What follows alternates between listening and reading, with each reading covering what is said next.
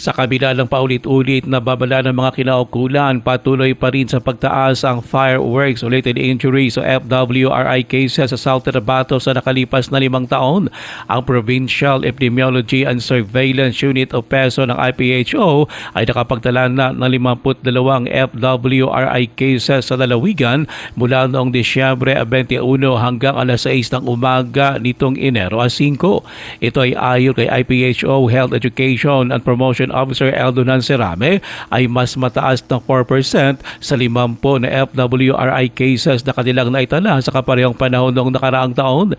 Pinakabata sa mga biktima ayon pa kay Serame ay 2 years old na napaso na pinahawak ng Sparkle at pinakamatanda naman ay 51 years old. Binigyan diin pa ni Serame ng pangunahing sanipa rin ng FWRI cases sa lalawigan ang mga illegal na paputok tulad ng boga na may 8 mga biktima, 5-star na may 11, triangle na may 9 at tig-2 naman ang tinamaan ng Plapla at Super Lolo at tig-1 ang biktima ng Flying Tiger at Piccolo. Dagdag pa nito, 33 sa FWRI cases sa lalawigan ay naganap sa mga tahanan, 17 sa kalye at tig-1 sa resort at workplace.